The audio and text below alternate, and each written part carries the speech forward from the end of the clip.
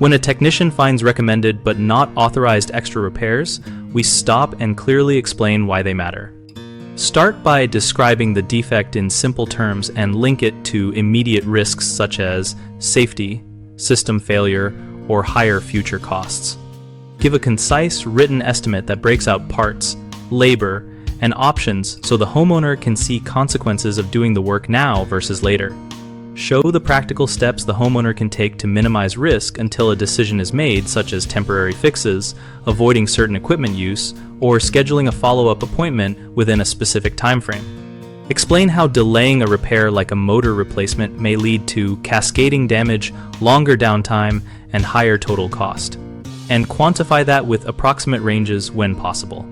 Offer payment and scheduling options and be transparent about warranty impacts or manufacturer requirements tied to timely repairs. Always document the conversation and the estimate on the service record and provide the homeowner with a copy so they can decide without pressure. A common mistake is glossing over the technical reason and losing trust, so use plain language and an analogy to make the need clear. Another issue is failing to provide a written quote, which leaves the homeowner unsure and more likely to postpone. Solve that by printing or emailing a one-page estimate immediately. Technicians sometimes push too hard, which feels like upselling. Avoid this by presenting facts, risks, and letting the homeowner choose, then recording their preference on the paperwork.